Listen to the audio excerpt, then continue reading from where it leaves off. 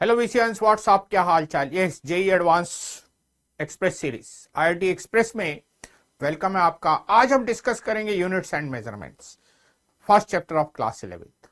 नाम से ऐसा लगता है कि बड़ा आसान चैप्टर है, लेकिन अगर आईआईटी एडवांस की बात करें तो बड़े अच्छे अच्छे क्वेश्चन पूछे जाते हैं इस चैप्टर से। आज हम डिस्कस करेंगे प्रीवियस ईयर के एडवांस के क्वेश्चन आपके साथ और देखेंगे कैसे इस सिंपल से चैप्टर से अच्छे अच्छे क्वेश्चन बना लेता है हमारा आईआईटी एडवांस। राइट, तो स्टार्ट करते हैं आईआईटी एडवांस का part unit and measurement JEE express. Right, 2023 paper 2 का क्वेश्चन है हमारे सामने। क्या कह रहे हैं? Young's modulus of elasticity is expressed in terms of three derived quantities, namely the gravitational constant, Planck constant and speed of light. तो आप सबको मालूम है कि कोई भी थ्री इंडिपेंडेंट क्वांटिटीज का जो सेट है उसको हम क्या ले लेते हैं? फंडामेंटल सेट ले लेते हैं। जब हम ग्रेविटेशनल कांस्टेंट, प्लैंक कांस्टेंट और स्पीड ऑफ लाइट को फंडामेंटल सेट मान लेंगे तो बाकी सारी क्वांटिटी डिराइव्ड हो जाएंगी और हम डिराइव्ड क्वांटिटी को फंडामेंटल की टर्म्स में लिख सकते हैं। तो यहां पर हमारा जी, एच और सी जो है वो फंडामेंटल सेट की तरह काम कर रहा है और यंग्स मॉडुलस जो है वो एक डिराइव्ड क्वांटिटी की तरह काम कर रही है। तो हम सबसे पहले इनका सिंपल डायमेंशन फॉर्मूला लिखते हैं in terms of M, L and T. Right, जो हमने फंडामेंटल माना हुआ है सबसे पहले उस टर्म्स में इनका डायमेंशनल फॉर्मूला हम लिख लेते हैं। तो Planck constant H energy upon frequency, तो Planck constant H energy upon frequency, energy हो गया ml2 t-2 और फ्रीक्वेंसी t-1, तो डायरेक्ट बन गया ml2 t-1, ये तो H हो गया। दूसरा है स्पीड ऑफ लाइट। अच्छा है, स्पीड ऑफ लाइट आप सबको मालूम है मीटर पर सेकेंड, LT-1, इसमें भी कोई डाउट नहीं है। तीसरी क्वांटिटी है ग्रेविटेशनल कांस्टेंट, जिसको आपने फंडामेंटल की तरह कंसीडर किया है। अब F equal to G m1 m2 upon r square होता है, तो G लिखेंगे तो F r square upon m1 m2। F आपका हो गया mlt-2, अब F r स्क्वायर लगाएंगे तो ये हो गया L3।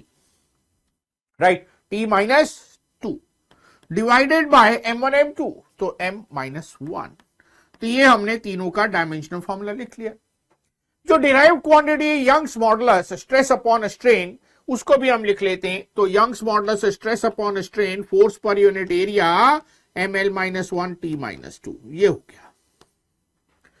अब इन चारों का रिलेशन हमें लिखना है by using y equal to c to the power alpha, h to the power beta, g to the power gamma. This one is not a difficult question. Right, एक इजी क्वेश्चन है। y का formula हो गया ml-1 t-2, ये हमारा Young's modulus हो गया, equals to c हमारा हो गया LT-1, पावर हो गई अल्फा, h हमारा हो गया ml2 t-1, ml2 t-1 और पावर हमारी हो गई बीटा, और g हमारा हो गया m-1 L3 t-2 और पावर हमारी हो गई गामा। अब हम इसको आराम से सिंप्लीफाई करते हैं, पावर्स को इक्वेट करते हैं। अगर m की पावर देखें तो 1 है, इधर m की पावर देखें तो बीटा और इधर माइनस गामा, तो beta minus gamma equals to 1 आपका आ गया। l की पावर को इक्वेट करेंगे तो l की पावर है -1 and here it is l to the power alpha, l to the power 2 beta and third one is l to the power 3 gamma equals to equation 2। Third वाले की बात करें, time की value कितनी? -2 है power, तो -2 हमने यहां पर लिख ली।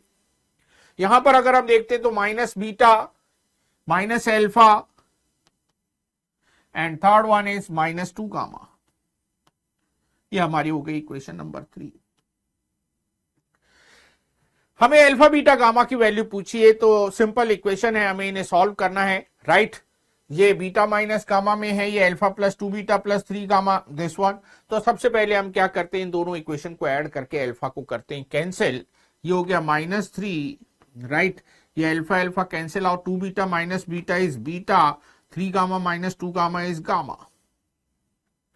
बीटा प्लस गामा आपका -3 है, राइट, और बीटा माइनस गामा आपका 1 है। तो इनको सॉल्व करना तो बड़ा आसान हो गया, ऐड कर दे, गामा गामा कैंसिल आउट, तो -2 इक्वल्स टू 2 बीटा, और ये बीटा इक्वल्स टू आपको मिल गया -1। -1 यहां रख लेते हैं, -1 और 1 हो गया 2, तो गामा की वैल्यू हमें मिल गई -2। भाई माइनस गामा है ना, माइनस गामा इक्वल्स टू 2, तो गामा इक्वल्स टू -2 हो गया। अब अल्फा अगर हमें निकालना है तो बीटा और गामा दोनों हम किसी एक इक्वेशन में सब्स्टिट्यूट कर लेते हैं, राइट। तो यहीं पे हम इसे सॉल्व करते हैं, नेक्स्ट पेज पे नहीं जाएंगे। -1 equals to alpha plus 2 beta plus 3 gamma, तो alpha equals to -1 plus 8, alpha equals to 7। तो अल्फा 7 है, बीटा -1 है और गामा -2 है। अल्फा 7 है, बीटा -1 है, गामा -2 है, तो ए हमारा करेक्ट आंसर है। तो ये एक आसान क्वेश्चन था, राइट। ऐसा कुछ डिफिकल्ट पार्ट इसमें नहीं था। हाँ, फंडामेंटल सेट की डेफिनेशन तो हमें याद रखनी ही है कि कोई भी ऐसा सेट जिसकी तीनों क्वांटिटीज इंडिपेंडेंट होती है वो फंडामेंटल का काम करता है और बाकी सारी क्वांटिटी डिराइव हो जाती है, बाकी सारी क्वांटिटीज का डायमेंशन फॉर्मूला उस टर्म्स में हम निकाल सकते हैं। तो 2023 पेपर 2 का ये एक आसान क्वेश्चन था, राइट, जो किसी भी हाल में आपसे छूटना नहीं चाहिए, राइट। ये फ्री के मार्क्स दिखाई दे रहे हैं, इसमें ऐसा कुछ नहीं है कि हम इसको कहें कि यस बड़ा डिफिकल्ट आईआईटी एडवांस का क्वेश्चन है, ऐसा कुछ नहीं, राइट। आगे बढ़ते देखते हैं। इन एन एक्सपेरिमेंट, 2023 पेपर 1 का क्वेश्चन है। In an experiment for determination of the focal length of thin convex lens, the distance of the object from the lens is this one and distance of its real image from the lens। देखिए real image का मतलब है convex lens में real image right side बनती है जबकि object हमने left side रखी हुई है। तो जो हमारा u होगा अगर हम उसकी बात करें तो -10 सेंटीमीटर हो गया, और जो हमारा v है वो राइट साइड है तो +20 सेंटीमीटर हो गया। तो अगर हम फोकल लेंथ कैलकुलेट करने की बात करेंगे तो 1/f equal to 1/v minus 1/u, और 1/20 माइनस माइनस प्लस हो गया 1/10, 2/20, 1/20, 3/20, और ये जो f की वैल्यू आ गई ये 20/3 आ गई। इसमें तो कोई दिक्कत है नहीं, सेंटीमीटर, राइट।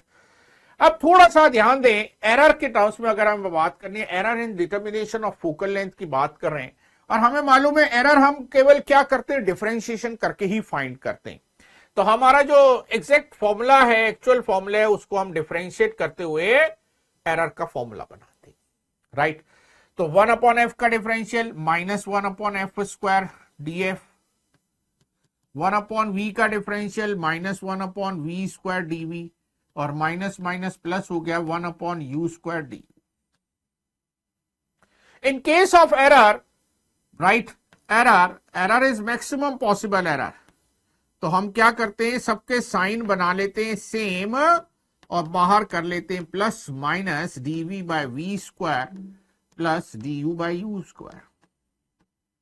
ये हो गया। किस टर्म्स में निकालना है, परसेंटेज की टर्म्स में निकालना है, राइट।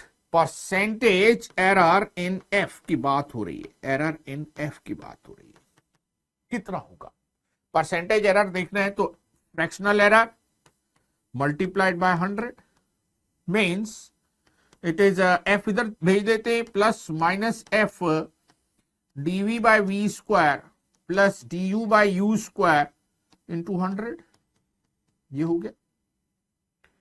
तो percentage error in F is this one, इसको हमें सिंप्लीफाई करना, right. dv is how much, yes देखिए dv गिवन है, du is how much, this one is also given.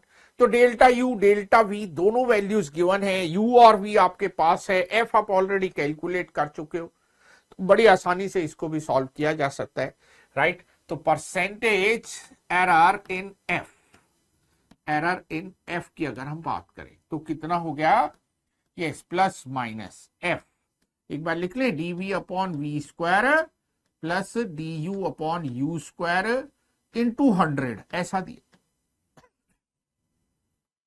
v की वैल्यू कितनी है, यस 20, और डेल्टा v की वैल्यू 0.2, राइट। f की वैल्यू कितनी आई थी, f की वैल्यू आई थी सर 20/3, dv इज 0.02 और v is 20 square is 400 plus du is 0.01 और u square is 10 square 100 और outside is 100. This one. कुछ कैंसिल होता है तो कैंसिल कर दिया जाए. यस, ये 2 जीरो उड़ा दी गई. 0.02 0.01 0.03 हो गया. प्लस माइनस 20/3 इंटू 0.03 और ये हमने कैंसिल किया 100 लगा. Right. Oh, this is divided by 4. Okay, let me write again. Here is divided by 4, so this is 2 upon 400. 2 upon 400 plus 1 upon 100. Just remove the decimal. This is 1 upon 200. This is 1 upon 100. Right? So 2 upon 200 or 1 upon 100. This is 3 upon 200. 20/3. Right? See here, 10 plus minus 0.1, 20 plus minus 0.2. Yes, 0.2, 0.1. Single decimal place is there, right? Not two decimal places are there. Single decimal place है, तो एक zero कम करना पड़ेगा. 0.2 और 0.1. This is 3 upon 20. Solving we get 1%. So error in focal length, measurement of focal length is plus minus 1%. What was given? N%. So value of n is 1. So this is the question. Right. देखिए, paper 1 में भी एक question है और paper 2 में भी एक question है 2023 के. तो 2 क्वेश्चन आ गए आपके इस चैप्टर से, यूनिट मेजरमेंट से. और बड़ा इंपॉर्टेंट चैप्टर है unit and measurement. IIT advance के पॉइंट ऑफ व्यू से बड़े अच्छे अच्छे क्वेश्चन भी इससे बनते हैं और पूछे जाते हैं. आगे बढ़ते हैं और देखते हैं नेक्स्ट. देखिए, 22 पेपर 2 का क्वेश्चन है. क्या कह रहे हैं? In a particular system of units, a physical quantity can be expressed in terms of electric charge, mass, Planck constant, Coulomb's constant, where epsilon naught is permittivity of vacuum. In terms of these physical constants, the dimensions of magnetic field is this one, the value of alpha plus beta plus gamma plus delta. Again, not difficult, थोड़ा सा calculative जरूर appear हो रहा है. Right. अगर हम बात करते हैं electron E, which is the symbol for charge, तो Q हम इसको लिख सकते हैं. Me, अगर हम बात करते हैं मास, तो इसका सिंबल हमारा कैपिटल M हो गया. और H is Planck constant. Planck constant is energy upon frequency. mL2 T minus 1 is the dimensional formula for Planck constant. And Coulomb's constant K. अगर आपको कूलम कांस्टेंट के देखना है ना, तो आपको लिखना चाहिए F इक्वल टू के Q1 Q2 upon R square, जिससे आपको के लिखने में दिक्कत नहीं रहेगी. सब्जेक्ट हम बना लेंगे इसको Q1 Q2. F is MLT minus 2 into L square upon Q1 Q2 is this one. ये हो गया. मैग्नेटिक फील्ड B की बात करें तो F इक्वल टू BIL हमें याद आ गया, तो F अपॉन IL हम इसको लिखते हैं. F हो गया MLT माइनस 2, ये फोर्स का डायमेंशनल फॉर्मूला है, upon current Q upon T. तो नीचे Q हो गया और एक T ऊपर पहुंच गया और नीचे L रह गया. राइट. ये L से L तो कैंसिल कर लेते हैं. ये रह गया M T माइनस 1 और Q माइनस 1. अब यहां पर हमें गिवन है B is E to the power alpha, M E to the power beta, H to the power gamma and K to the power delta. तो इस इक्वेशन को हम यहां पर यूज करते हैं. B हो गया हमारा M L minus 1, not L minus 1, it is T minus 1 and Q minus 1, T minus 1 and Q minus 1 equals to E to the power alpha Q to the power alpha, ME to the power beta, M to the power beta, and H M L2 T minus 1 power gamma, and K is M L3 T minus 2 Q minus 2 whole power delta, ये हो गया।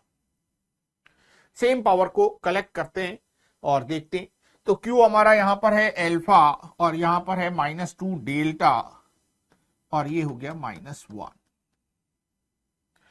m की power को equate किया जाए तो m की power इधर है 1, इधर है बीटा प्लस m की पावर की बात हो रही है gamma plus delta equals to 1। और अगर हम बात करते हैं किसकी, यस t की, तो t की पावर यहां पर नहीं है, minus gamma -2 delta equals to -1, right. एक हमने q की पावर इक्वेट करी, एक हमने t की पावर इक्वेट करी, एक हमने m की पावर इक्वेट करी, चौथी है हमारे पास l की पावर। l की पावर इधर है ही नहीं है और यहां पर है 2 gamma plus 3 delta equals to 0। और हमें निकालना है alpha plus beta plus gamma plus delta. देखिए हमें यह दिखाई दे रहा है कि अगर हम इन दोनों को ऐड करें तो हमें मिलेगा alpha plus beta plus gamma minus delta equals to 0 और ये देगा हमें alpha plus beta plus gamma plus delta, right. Both side delta को हम ऐड कर रहे हैं और ये हो गया 2 डेल्टा, ऐसे लिख सकते हैं। इसका मतलब अगर डेल्टा की वैल्यू मिल जाए तो हमारा क्वेश्चन सॉल्व हो जाएगा। 3 और 4 इन दोनों को आप यस इस तरह से सॉल्व करें कि गामा कैंसिल हो जाए। तो minus gamma -2 delta, minus gamma -2 delta equals to -1 और 2 gamma plus 3 delta equals to 0, 2 gamma plus 3 delta equals to 0। ये है दोनों। इसको 2 से आप कीजिए मल्टीप्लाई और साथ में कर लीजिए ऐड। -2 गामा प्लस 2 गामा तो गया कैंसिल आउट, ये हो गया -4 delta plus 3 delta equals to -2, तो माइनस डेल्टा इक्वल्स टू -2 और डेल्टा आपका आ गया 2। तो therefore alpha plus beta plus gamma plus delta which is 2 times delta is 4। जरूरी नहीं है कि आप अल्फा बीटा गामा सबकी वैल्यू कैलकुलेट करें, right. Direct alpha plus beta plus gamma plus delta अगर हमारी इक्वेशन में बन जाता है तो उससे सीधा ही इनको निकाल के, क्योंकि हमें तो इन सबके सम की वैल्यू देनी है ना, तो हमारे इन सब की वैल्यू कितनी आ गई, 4 आ गई। तो कट क्या आंसर हो गया, यस यहां पर हमारा हो गया 4 आंसर। तो देखिए अगर अभी तक की बात करें तो तीनों आसान क्वेश्चन थे, राइट। किसी में भी अभी कुछ ऐसा डिफिकल्ट कॉन्सेप्ट नहीं लग रहा है, बिल्कुल डायरेक्टली केवल डायमेंशंस फॉर्मूला रखने हैं और सीधा सीधा आंसर हमें मिलना है। एरर के केस में भी सिंपल डिफरेंशिएशन का क्वेश्चन था, फोकल लेंथ में जो एरर हमने कैलकुलेट किया, तो बड़े आसान क्वेश्चन है 23, 22 में जो अभी तक हमने देखे, राइट। आगे बढ़ते हैं और देखते हैं नेक्स्ट क्या था। 21 के पेपर में भी एक क्वेश्चन हमें दिखाई दे रहा है, पेपर 1 का क्वेश्चन है। क्या कह रहे हैं, the smallest division on the main scale of vernier calipers is 0.1 cm, 10 division of vernier scale correspond to 9 division of main scale. देखिए सबसे पहले जब भी आपके पास मेजरमेंट से रिलेटेड क्वेश्चन आता है तो हमें नीड पड़ती है लीस्ट काउंट की। लीस्ट काउंट दो तरह से निकाली जाती है, main scale 1 division minus vernier scale 1 division, यही एक्चुअल फॉर्मूला है। तो मेन स्केल 1 डिवीजन इन्होंने दिया हुआ है 0.1 और वर्नियर स्केल 1 डिवीजन हम कैसे निकाल सकते हैं, कह रहे हैं वर्नियर स्केल के जो 10 डिवीजन है वो 9 के बराबर है। तो 10 डिवीजन 9, तो vernier scale 10 division equals to 9 of main scale, ये हो गया। तो vernier scale 1 division equals to कितना हो गया भाई, 1 division 0.9 upon 10, this is 0.09 cm, और दोनों का जो डिफरेंस है 0.01 cm, वो हमारी हो गई least count. Least count is main scale 1 division minus vernier scale 1 division, ये एक्चुअल फॉर्मूला है, इसी को लगा के हम लीस्ट काउंट निकालते हैं। तो लीस्ट काउंट हमारी स्केल की हो गई 0.01 सेंटीमीटर। राइट, आंसर सारे सेंटीमीटर में है तो सेंटीमीटर में ही काम करेंगे। The figure below on the left shows the reading of this calipers with no gap between its two jaws. जब कोई गैप नहीं होता तो रीडिंग क्या होनी चाहिए, 0 0 होनी चाहिए, लेकिन यहां 0 0 नहीं है यार, यहां 0 0 से कॉन्साइड ही नहीं कर रहा है। इसका मतलब इस इंस्ट्रूमेंट में एरर है, जिसको क्या बोलते हैं, जीरो एरर बोलते हैं। तो इस इंस्ट्रूमेंट में जीरो एरर है, तो सबसे पहले हमें जीरो एरर कैलकुलेट करना पड़ेगा। जीरो एरर, यस, आती है आपको रीडिंग लेनी। इसमें मेन स्केल रीडिंग बता सकते हैं। जो वर्नियर का सबसे पहला जीरो वाली लाइन है ना, उससे लेफ्ट में जो आता है, जैसे ये वर्नियर के लेफ्ट में जो आता है वो मेन स्केल रीडिंग होती है। राइट, वर्नियर के लेफ्ट में जो आता है वो मेन स्केल रीडिंग होती है। अब वर्नियर यह जीरो है, इसके लेफ्ट में, तो जीरो से पहले क्या रहा होगा, जीरो से पहले तो -1 रहा होगा, -1 डिवीजन, और एक डिवीजन है 0.1 सेंटीमीटर के बराबर, तो मेन स्केल रीडिंग आपकी हो गई -0.1 centimetre plus vernier scale reading. क्या फर्स्ट वाली, सेकेंड, थर्ड, फोर्थ, फिफ्थ, ये सिक्स्थ वाली लाइन कॉन्साइड कर रही है। कौन सी लाइन कॉन्साइड करे, 6, तो वर्नियर की रीडिंग हो गई 6 इंटू लीस्ट काउंट 0.01। तो जो हमारा एरर आ गया वो माइनस में आ गया 0.04 cm। देखो जीरो एरर के लिए ना बहुत बार बच्चे याद रखते हैं कि ये लेफ्ट में तो 9 माइनस, ये राइट में है तो प्लस, ऐसा कुछ याद रखने की नीड नहीं है। आपको सिंपली मेन स्केल रीडिंग को कंसीडर करना है। वर्नियर के अगर जीरो जो है वो राइट में आ गया ना, तो मेन स्केल की रीडिंग -1 हो जाएगी, अपने आप एरर आपका नेगेटिव में आ जाएगा, आपको ज्यादा सोचना नहीं है। राइट, तो हमें एरर मिल चुका है। अब क्या करना है, the figure on the right shows the reading with a solid sphere held between the jaws. Correct diameter of the sphere is, मतलब करेक्ट का मतलब है जीरो एरर को कंसीडर करते हुए डायमीटर लिखना है। तो बिल्कुल ही डायरेक्ट क्वेश्चन दिया, वर्नियर कैलिपर्स की रीडिंग लेना क्लास 9th में सिखाया जाता है। जिसको भी रीडिंग लेनी आती है उसके लिए कोई इंपॉर्टेंट पार्ट ही नहीं, कुछ डिफिकल्ट पार्ट ही नहीं है। अगर इस वाले में हम रीडिंग की बात करें, ये वर्नियर स्केल जीरो, उससे ठीक पहले ये 3.1 cm हमें दिखाई दे रहा है।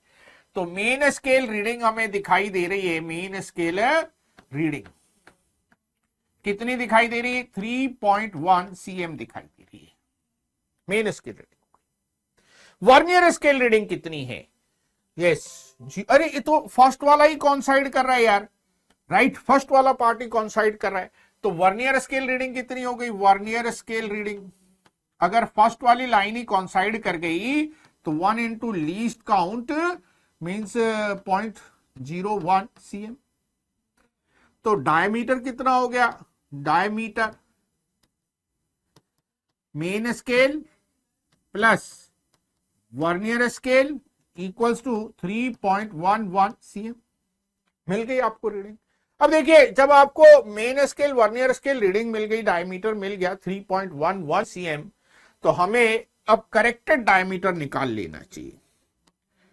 करेक्टेड डायमीटर, करेक्टेड डायमीटर के केस में आपको क्या करना है, 3.11 minus zero error, zero error कितना था, -0.04, और ये हमारा हो गया 3.15 cm। तो करेक्ट आंसर इज 3.15 cm। तो ये भी एक आसान क्वेश्चन था। 21 देखिए, 23 में भी आसान आया, 22 में भी आसान आया, 21 में भी आसान ही क्वेश्चन आया। तो कुछ ऐसा नहीं है, मतलब थोड़ा सा भी अगर हमें आता है तो ये एरर एनालिसिस का और यूनिट मेजरमेंट का क्वेश्चन आप बड़े आराम से पेपर में करके आ सकते हैं। राइट, यस, आगे बढ़े, देखें next. A physical quantity S is defined as where E is the electric field, B is the magnetic field। देखो यहां पर ना हम आपको एक चीज बताएं, जब यूनिट एंड डायमेंशन की हम बात करते हैं, राइट, जब क्लास 11th में आते हैं और पढ़ाई शुरू करते हैं, तो वो चैप्टर एक डिफिकल्ट चैप्टर होता है, क्योंकि पूरी बुक के सारे फॉर्मूले उसमें आते हैं। फॉर्मूले याद होंगे तो कर पाएंगे, नहीं याद होंगे तो नहीं कर पाएंगे, राइट। और जब हम 12th की quantity electric field, magnetic field की बात करते हैं, तो हमें इनके डायमेंशन फॉर्मूला निकालने पड़ते हैं, जो थोड़े से टाइम कंज्यूमिंग होते हैं। तो आपको एक अच्छी खासी चीज हम यहां बताते हैं, याद रखो कि अगर आपको कोई भी एक्सप्रेशन दिया जा रहा है और आपको क्वांटिटी मालूम है उस एक्सप्रेशन में, तो फिर आपको अलग अलग देखने की नीड नहीं है, राइट। अब ईएम वेव्स जब हम पढ़ते हैं तो हमें मालूम है इस एस को हम क्या बोलते हैं, इस एस को हम बोलते हैं यस पॉइंटिंग वेक्टर। क्या बताता है ये बताता है energy flow per unit time पर यूनिट एरिया, एनर्जी फ्लक्स को बताता है ये, डायरेक्शनल फ्लो ऑफ एनर्जी को इंडिकेट करता है ये। ई क्रॉस बी में डायरेक्शन है, वेक्टर की फॉर्म में है, तो डायरेक्शनल फ्लो ऑफ एनर्जी को इंडिकेट करता है ये। एनर्जी पर यूनिट एरिया पर सेकंड को बताता है। किसको बताता है? एनर्जी पर यूनिट एरिया पर सेकंड को बताता है, राइट। एनर्जी पर यूनिट, भाई पर यूनिट लिख दिया तो स्लैश नहीं लगाएंगे, पर यूनिट एरिया पर सेकंड को बताते हैं। इसका मतलब ये जो हमें बताते हैं ये joule upon second into metre square को बताता है। जूल अपॉन सेकंड वॉट होता है अपॉन मीटर स्क्वायर को बताता है। ये है क्वांटिटी। अब यहां ध्यान से देखें, energy upon charge into current, force upon length into time, energy upon volume, power into power upon area, yes watt upon metre square. तो ये हमारा ऑप्शन करेक्ट है, डी हमारा करेक्ट आंसर है, राइट। ये क्वेश्चन मल्टी चॉइस में था, इसमें एक से ज्यादा आंसर पॉसिबल है क्योंकि औरों को भी देखें तो कुछ सेम टर्म्स बनती हुई दिखाई दे रही हैं। फॉर एग्जांपल अगर हम इसमें बी ऑप्शन को देखें which is force upon length into time, तो अगर हम इसको ऊपर नीचे टाइम से लेंथ से मल्टीप्लाई कर दें तो ये बन गया force into length is what? Energy, and L square is what? L square is metre square and second, and this is same as energy per unit area per second. तो this B is also the correct answer. तो एक बड़ा आसान question था ये 2021 paper 2 में, right.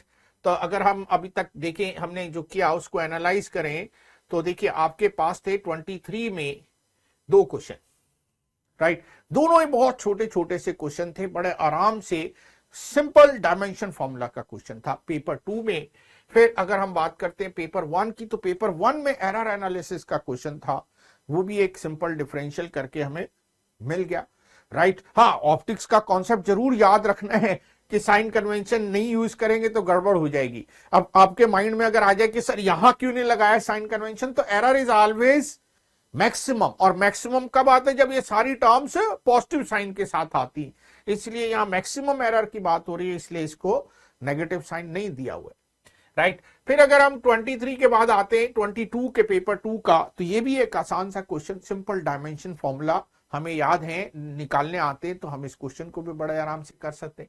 फिर 21 की अगर बात करते हैं तो पेपर 1 का एक आसान सा क्वेश्चन था वर्नियर कैलिपर्स पर, और इसी के साथ पेपर 2 में भी एक क्वेश्चन था जो सिंपल डायमेंशन फॉर्मूला पर बेस्ड था, राइट। तो सबसे मेन इंपॉर्टेंट पॉइंट अगर आप देख रहे हैं तो देखो पेपर 1 में भी क्वेश्चन है, पेपर 2 में भी क्वेश्चन है, तो कितना इंपॉर्टेंट चैप्टर है आईआईटी एडवांस के पॉइंट ऑफ व्यू से आप इसको समझ सकते हैं, राइट। 20 पेपर 1 2020, हाँ 2020 मैच की नहीं बात कर रहे हैं यार, 2020 मतलब 2020 के पेपर 1 की बात कर रहे हैं। Sometimes it is convenient to construct a system of units so that all quantities can be expressed in terms of only one physical quantity. अजीब एक हाइपोथेटिकल क्वेश्चन है, राइट।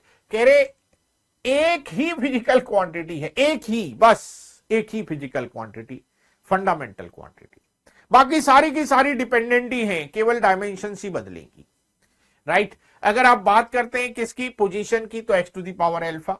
अगर आप बात करते हैं स्पीड की तो x to the power beta. अगर आप बात करते हैं एक्सेलरेशन की तो x to the power p, linear momentum x to the power q, force x to the power r। और पूछे इसमें से कुछ रिलेशन कि कौन सा करेक्ट और कौन सा फॉल्स, तो सोचना पड़ रहा है। हाइपोथेटिकल है क्योंकि ऐसा देखिए 3 मिनिमम क्वांटिटी की नीड होती है जब हम किसी भी डिराइव्ड क्वांटिटी को डिफाइन करना चाहते हैं, लेकिन यहां सबकी सब x की टर्म्स में डिफाइन करी गई है।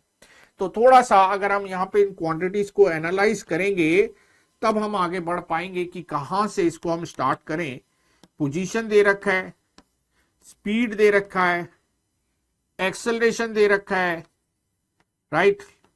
और इसके साथ साथ लीनियर मोमेंटम और पांचवी क्वांटिटी हमें फोर्स दे रखी है। हमें इन्हीं को किसी तरह से रिलेट करना है जिससे हमारा काम बने, कुछ इक्वेशंस बन जाएं, right.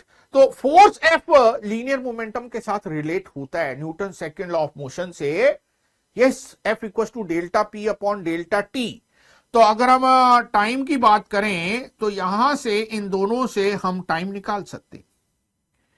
F is delta P upon delta T, तो टी की value P upon linear momentum upon force हो जाएगा। लीनियर मोमेंटम अपॉन फोर्स बन सकता है। ठीक ऐसा इन दोनों में भी रिलेशन बन रहा है। Acceleration is speed upon time, तो टाइम अगेन यहां से भी बन रहा है। Acceleration is speed upon time, तो टाइम इधर आ गया तो speed upon acceleration.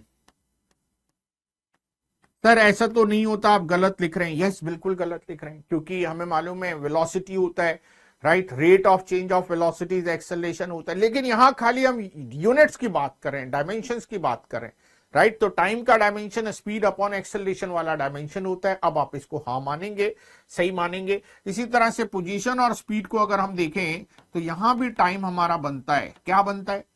Speed is position upon time, तो time is position upon speed, position upon speed. अगर हम इनको देखें ना, पोजीशन था x to the power alpha और स्पीड था x to the power beta, तो ये अल्फा माइनस बीटा है।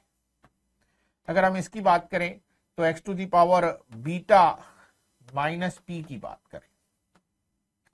अगर हम इसकी बात करें linear momentum x to the power q upon x to the power r, तो this is q minus r। ये हो गया। ये भी टाइम है, ये भी टाइम है और ये भी टाइम है, और टाइम तो सभी जगह सेम ही रहने वाला है।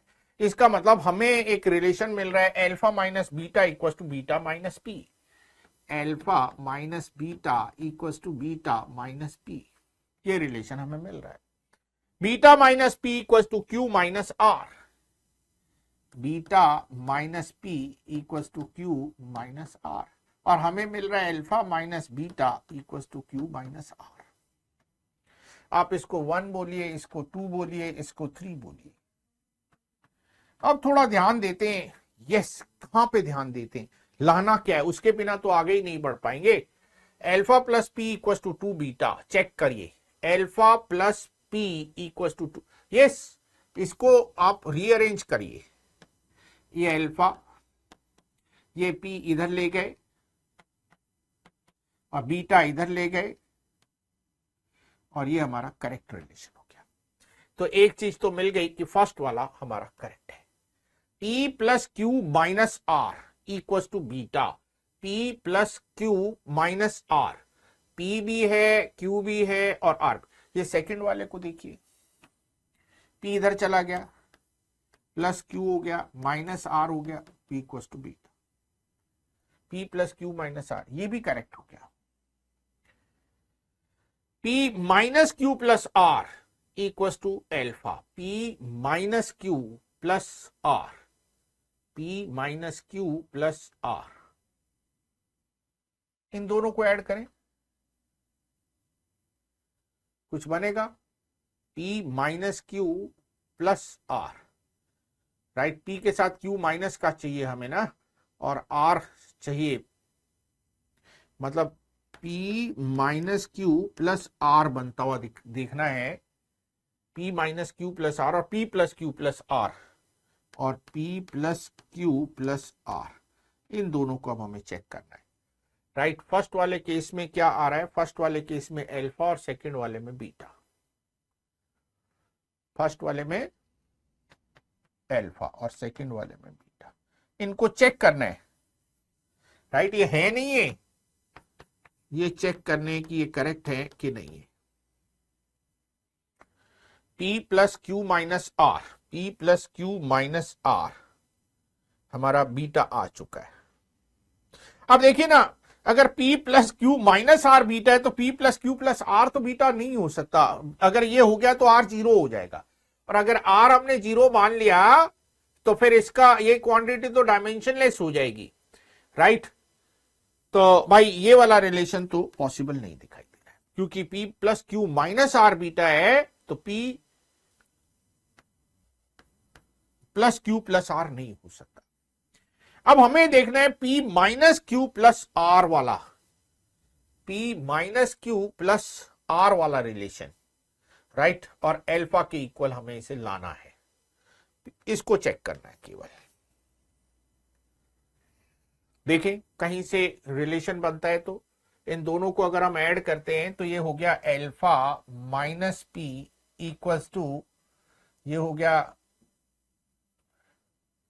Beta minus P plus Q minus R. P minus Q plus R equals to, ये सब इधर आ गए, beta minus alpha plus P, beta minus alpha plus P, और बीटा प्लस पी हमारा कोई रिलेशन नहीं है, right, beta minus alpha, beta minus alpha is P minus beta, this is P minus beta. भाई अल्फा माइनस बीटा दे रखा है ना, minus common ले लेंगे तो beta minus P, P minus beta हो गया, प्लस पी, ये हो गया 2p minus beta, 2p minus beta. तो हमें लाना है अल्फा की टर्म्स में, 2p minus beta in terms of alpha. तो इसका मीनिंग हमें इसे एलिमिनेट नहीं करना चाहिए था, हमें p को एलिमिनेट करना चाहिए था। बीटा माइनस पी की जगह बीटा प्लस पी है, तो p की वैल्यू अगर यहां से हम निकाल के इसमें सब्सटीट्यूट करते हैं तो हमारा कितना बन जाएगा, ये p की वैल्यू निकाल के सब्सटीट्यूट कर देते हैं, कितना बन जाएगा जरा एक बार देख लेते हैं, बीटा माइनस एल्फा और p की वैल्यू हो गई beta minus alpha plus beta, p is beta minus alpha plus beta, तो this is 3 beta minus 2 alpha. तो p minus Q plus R is 3 beta minus 2 alpha. तो ये भी हमारा करेक्ट नहीं है, राइट, 3 बीटा माइनस 2 एल्फा, अगर alpha बराबर बीटा होगा तभी ये करेक्ट होगा, और अल्फा बराबर बीटा नहीं है, राइट, अल्फा बराबर बीटा होता तो 3 अल्फा माइनस 2 अल्फा, ये अल्फा आ जाता, अल्फा और बीटा आपस में बराबर नहीं है, राइट, तो ये भी हमारा करेक्ट रिलेशन नहीं है। तो इसका मीनिंग इसमें दो ऑप्शन करेक्ट है, only A as well as B, right. तो थोड़ा सा इक्वेशंस को, मैथमेटिक्स को यूज करना था, right. Alpha beta and gamma are not same, they are different. अगर ये तीनों में से कोई भी दो सेम हुए तो वो क्वांटिटी हमारी डायमेंशनलेस होने वाली है, और टाइम डायमेंशनलेस नहीं हो सकता है, राइट, इनका डिफरेंस डायमेंशन ऑफ टाइम बन चुका है। तो ये था हमारे पास 2020 पेपर 1 का एक क्वेश्चन। आगे बढ़ते 2019 पेपर 2 का क्वेश्चन है, क्या कह रहे हैं, An optical bench has 1.5 meter long scale having 4 equal divisions in each centimeter। तो सबसे पहले तो ये देखें कि जो हमारा स्केल है ना, उसमें ये जो 1 सेंटीमीटर की लेंथ है, इसको 4 इक्वल पार्ट्स में डिवाइड कर दिया है। तो ईच पार्ट की वैल्यू कितनी हो गई सर? ईच पार्ट की वैल्यू हो गई 1/4 सेंटीमीटर। यस, तो कोई भी इसके इस पर रीडिंग लेंगे तो उसमें 1/4 सेंटीमीटर का एरर हमारा बन जाएगा, राइट। अब क्या करें, while measuring the focal length of convex lens, the lens is kept at 75 centimeter mark and object pen is kept at 45 centimeter mark। अब अगर हम u की बात करें, ऑब्जेक्ट के डिस्टेंस की बात करें, तो this is the position of lens minus position of object pen. अब position of lens is given 75 centimetre minus position of object pen is given as 45 centimeter, तो this is 30 centimeter। और delta U कितना होगा भाई error analysis कहता है आप subtract भी करेंगे तो एरर तो ऐड ही होगा। यस, तो कितना हो गया 0.25 प्लस 0.25 और ये हमारा हो गया 0.5। Yes, delta U. अब अगर हम बात करते हैं v की, तो v is distance of image pin from lens. Position of image pin is 135, position of image pin minus position of lens, तो 135 माइनस 75 इक्वल्स टू 60 सेंटीमीटर इमेज पिन की लेंथ पर, राइट। और डेल्टा वी कितना होगा, एज यूजुअल जैसे यहां किया वैसे ही डेल्टा वी भी हमारा हो गया 0.5। अब फोकल लेंथ अगर हम निकालें तो by using sign convention, sign convention को यूज करते हैं और देखते हैं कि हमारा क्या बन रहा है। u इक्वल्स टू कितना हो गया -30 ना, यस -30 सेंटीमीटर, और v इक्वल्स टू कितना हो गया +60 centimetre. 1/f equals to 1/v minus 1/u, 1/v minus 1/u, और 1/60 2/60 3/60, yes 60/3 means 20 centimetre focal length तो हमें मिल गई। एरर अगर हमें देखना है तो हमें इस फॉर्मूले को क्या करना पड़ेगा, डिफरेंशिएट करना पड़ेगा। तो -1/f² df minus 1/v² dv plus 1/u² du, ये हो गया df/f²। df/f की बात करते हैं, एक f इधर भेज देते हैं, 1/v² dv plus 1/u² du, और ये प्लस माइनस एरर, ये हो गया। परसेंटेज एरर की अगर हम बात करें, परसेंटेज एरर इन f की अगर हम बात करें, तो दिस इज df/f इन 200, बड़े आराम से बनी बात। तो ये हो गया plus minus f dv/v² du/u² इन 200, ये बन गया। जरा वैल्यूज रखें, देखें कितना कितना था, plus minus f is 20, 1/v² 60², 1/u² 30², dv और du ये तो दोनों बराबर बराबर आए थे, कितने कितने आए थे, यस dv 0.5 du भी 0.5, तो इनको एक साथ लिख लेते हैं बाहर निकाल के 0.5 इंटू 100, ये हो गया, राइट। प्लस माइनस 20 इंटू 0.5 का मतलब 1/2, ये 0 0 100 100 कट गया, 1/36 प्लस 1/9, ये रह गया 10 रह गया भाई, प्लस माइनस 10, 1/36 4/36 5/36, तो plus minus 50/36 plus minus 25/18 plus minus 1.18 70 18 4 72 18 3, right, और फिर 8 1.38%। तो percentage error in focal length is plus minus 1.38%। एक सिंपल क्वेश्चन था, राइट। थोड़ा सा ध्यान रखते हुए, थोड़ा सा कैलकुलेशन का पार्ट था, ध्यान रखते हुए इसको सॉल्व करें तो इजीली हमारा आंसर बनता है, राइट। आगे बढ़ते हैं, देखते हैं नेक्स्ट 2019 पेपर 1। देखिए 23 में पेपर 1 पेपर 2 में थे, 22 में एक में था, फिर 21 में भी दोनों में था, राइट, फिर 19 में दोनों में आ गया, पेपर 1 में भी पेपर 2 में भी, 2020 में एक साल में एक पेपर में था। तो हर साल यस इसका क्वेश्चन एवरी ईयर आपको मिल रहा है, एक या दो क्वेश्चन हर साल आपको मिलते हैं यूनिट एंड मेजरमेंट से। Let us consider a system of units in which mass, angular momentum are dimensionless. बताइए क्या बोल रहे हैं, मतलब प्योरली हाइपोथेटिकल थिंग है।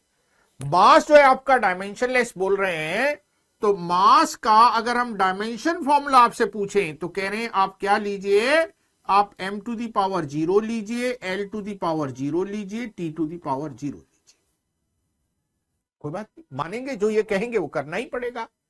एंगुलर मोमेंटम, जे से डिनोट करते हैं angular momentum, movement of linear momentum, mv into r, right, mv m l t minus 1 into